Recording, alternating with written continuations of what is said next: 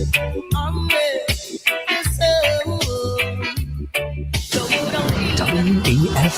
the clean, fresh sound.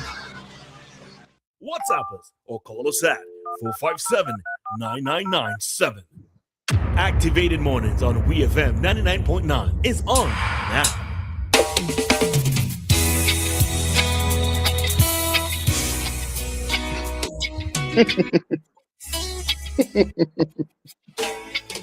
How are you? Good morning, Roleza. Good morning, Maka. Good morning, listeners. I want to sneak in, man. Don't worry. Roleza. It's you. Everybody, Yes, everybody hold the honor. you started. to be honest, I really feel it 100% still, right? But I good for now. From the same thing? Probably.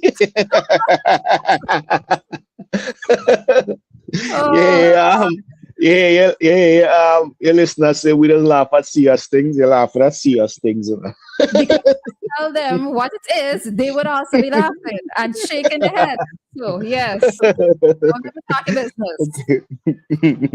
So anyway, yesterday, the former Prime Minister opposition leader Dr. Gonsalves appeared in court for the first time.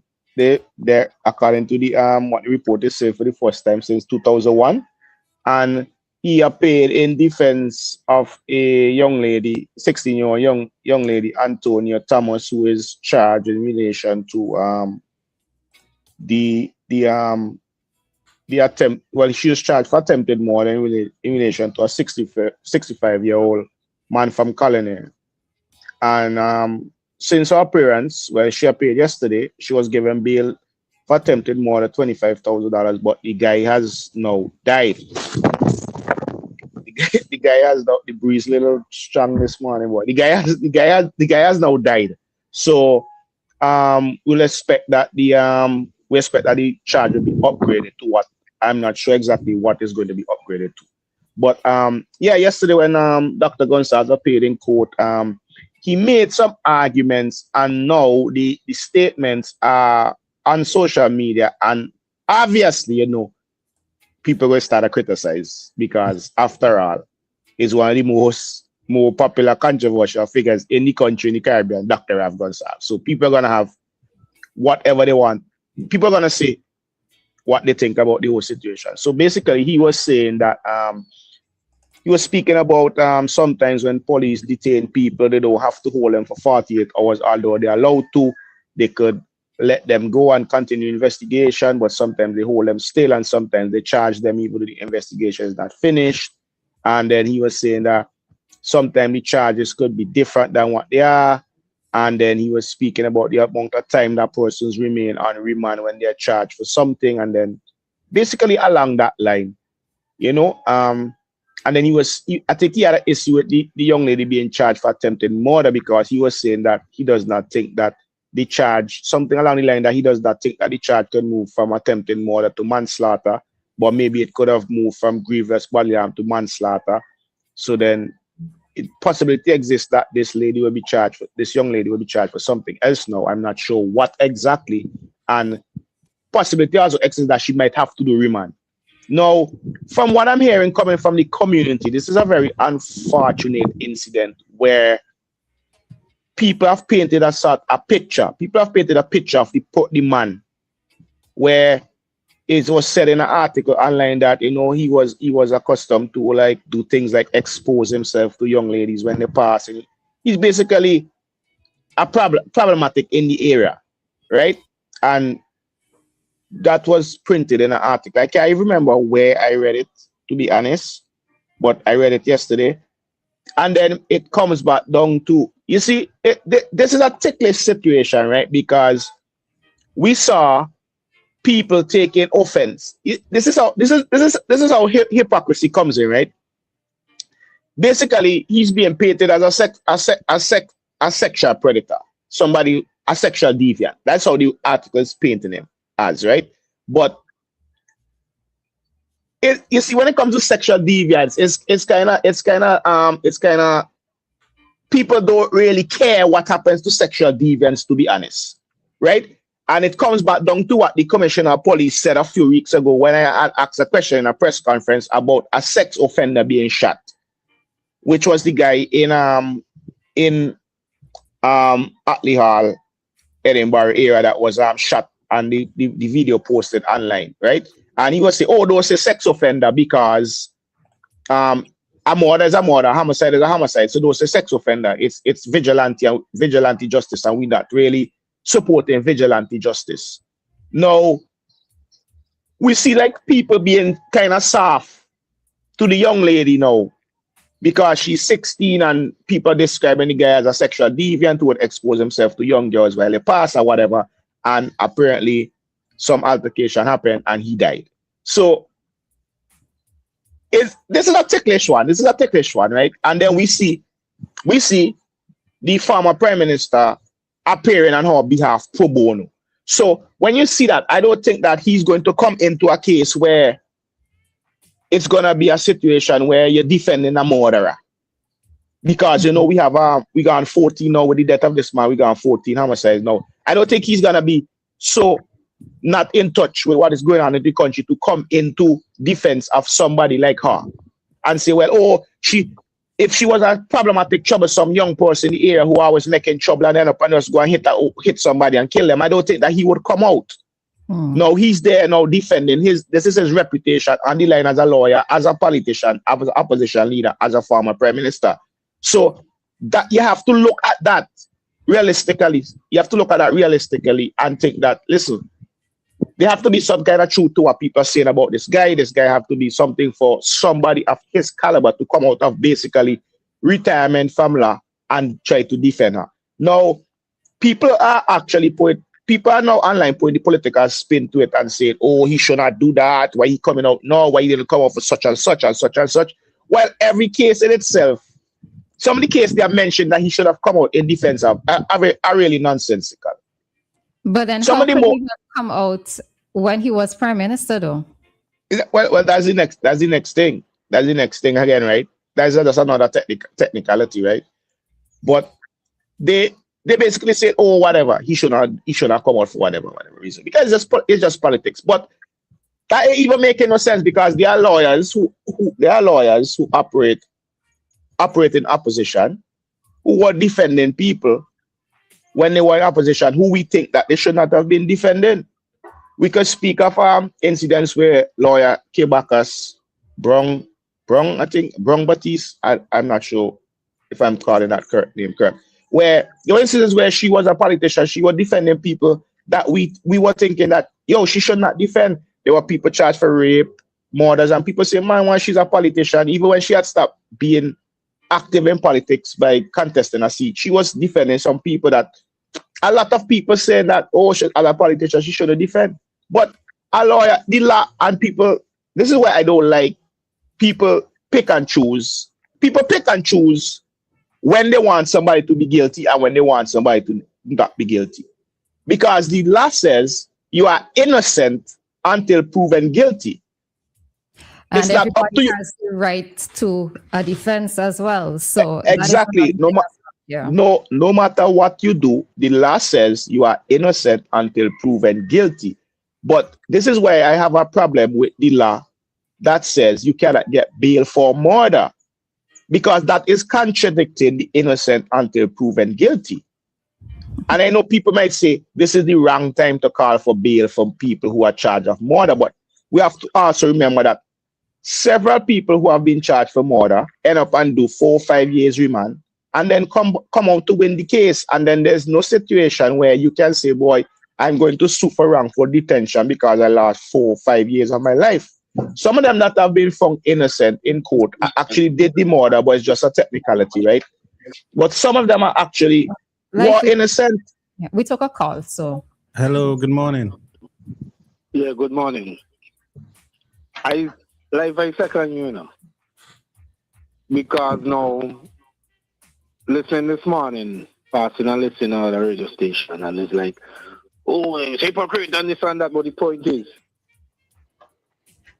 at the time he was Prime Minister, but now he's talking as a lawyer. And I would have realized the statement that he made about the prosecutors and things. He's talking within the profession of a lawyer, so it doesn't have to be hypocritical hour.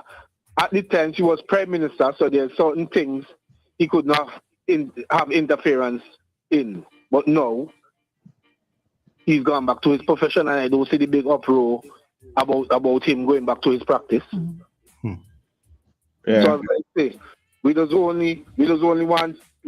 pick and choose who we want to be guilty and not guilty. Israel Bruce was in opposition and defending criminals as well, which, I mean, is his profession. So I don't see where the hypocrisy come from now. Yeah, because not to cut you off, yeah, I know that you mentioned Israel Bruce. Remember, Israel Bruce, while in opposition, he had defended, I think, one of the guys that was charged for attacking the Minister Caesar's wife. Yeah. So yeah. Right. So all right. So I don't see what the big uproar about. He's back in Tula. So what is he talking as a lawyer? Yeah. He's talking as the XPM. Yeah. All right. Thank you, Carlo. Yeah. So yeah, that's it. To add to the conversation, in an interview, I think it might have been with Searchlight, he stated that he knew the great-grandfather of the young lady, which is also why he decided to do this. And it's not to say that he is going to continue going back into law, but he's doing possibly just this one thing or this one case. And he has running marks with him. I think he said that anybody have anything to do with the case should contact running marks and not him. But he said he also said that if it goes to the Privy Council, he will be doing that pro bono, right? So as I was saying, he also said that he also spoke about some issues with the prosecution and the police. Listen, I have experienced situations, right, where it should have been common sense on behalf of the police and not strictly by law. Because sometimes the prosecution and the police, they operate rightfully by law. They do everything by the book and they operate rightfully by law because the law says they should do it this way. But there are situations that arise that cannot always work and that does not help to solve justice. Operating strictly by law, sometimes you have to put common sense into what you're doing. And that is a big problem. I think that's where the former Prime Minister was trying to go when he's saying sometimes you have to take common sense into the whole situation. And then there are times when they should operate strictly by law, when they don't. Listen, this is something, there is someone in the system right now, right, who is 100% under guard of the state. And there was a situation a couple of months ago where this person was being treated for sexually transmitted diseases, and then the diseases would disappear because they treat for them, they got treated for them, they would disappear, the person would show no signs of any sexually transmitted infection or disease. And then a couple of weeks again, they started to show signs of it again. Because the person was continuously having sex with somebody and they're under state care. So how hard is it to find out who is the people that's infecting this person with a sexually transmitted infection or disease? How hard that be? So sometimes they operate by the book. And then sometimes it's just some common sense situations where you see like common sense is gone out. And there are a lot of things that are hidden. There are a lot of things that are hidden in the system from the public that you're wondering, why is it that it is not being dealt with how it's supposed to be dealt with? And then why is it hidden? If in fact somebody has been held responsible for infecting someone who's under state care with a STI or STD, why haven't that person been openly charged and brought to justice? Because from what the information that I'm getting, the person is underage. So so that's why it comes back to sometimes they go by the book, rightfully so, but sometimes common sense has to come into play and you have to use common sense instead of just going by the book. There are many, many situations I could speak about where it seems like if people think that they don't get justice, and sometimes the way the police operate. Listen, there was an incident, right? There was an incident where there's a lot of incidents, you know, and sometimes when you talk about, sometimes when the police do good, as I was saying yesterday, that the police are doing a very good job in getting illegal firearms and ammunition off the street, car plenty. I will consider the number as a plenty number. Let me use plenty. Plenty people are being brought before the court, charged with firearm and ammunition possession. And what is important to is that some of them just go and plead guilty. So it shows that they are caught outright and they realize that they don't really have room to walk legally. So they just go straight away and plead guilty and say, well, yes, it is mine, I had it. And they go to prison. So they must commend the police for that. But there are other incidents where common sense can be used, where it isn't used. A few months ago, more than 12 months, I can't remember how much, but so I just used a few months ago, right? There was an incident where police had gone into Pars Avenue to search people. So a guy was there, he walks on a van, and he was there and he was eating lunch, and the police was searching people, and one of the officers said to him, "Where you have in your pants?" And the man said, "Bap, my whatever is in my pants." You know what I mean? Police saw that. If you want to put it so. Anyway, the police them saw that as being disrespectful, right? Now, this is where they went wrong. I don't think there's a charge you could give to somebody for saying, my such and such is in my pants. I don't think there's a charge. And they knew that there wasn't a charge. He didn't use expletives, he didn't insult them or whatever, so they couldn't charge him. What they did know, they decided to put him on the back of a police pickup, right? With a known guy, a guy with another guy who is involved in the ongoing gang violence.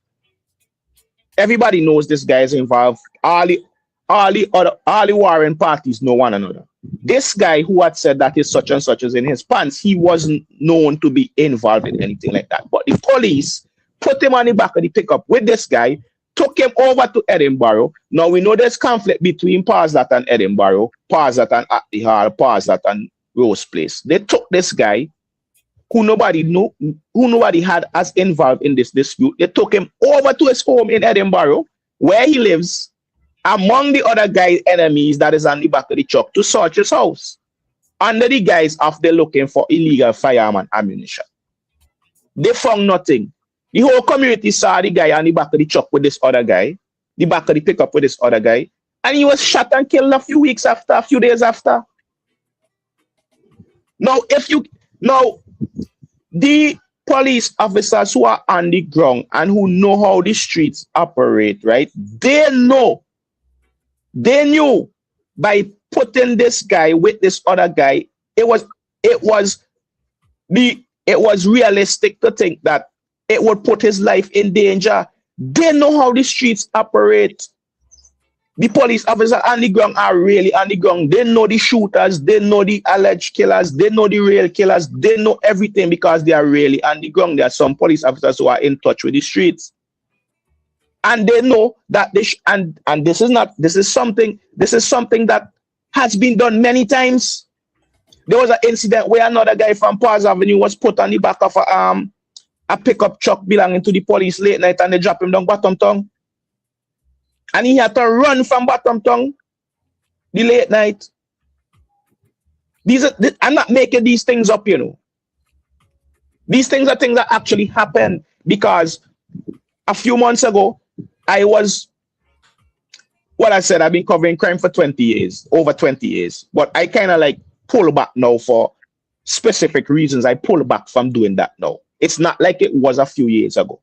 So I kind of pull back from that. But these stories you would hear, and you have to know what to believe and what not to believe, right? But the stories you would hear would always come back to, listen, why wasn't common sense used in this situation? Why is it that this happened? You know, why is it that some cases Why is it that some cases are investigated more rigorously than others? There was a time, Okay. right? All right. Let's take. I was younger. Lyf, let's take a pause here, and we would come back. All right. Okay. So we are going to continue with Lyf's commentary in a few minutes. Time here in SVG, it is 8:05, and our time check came to the compliments of New Haven Funeral Home. Death is a fact of life. Even though death is a fact of life, that doesn't make it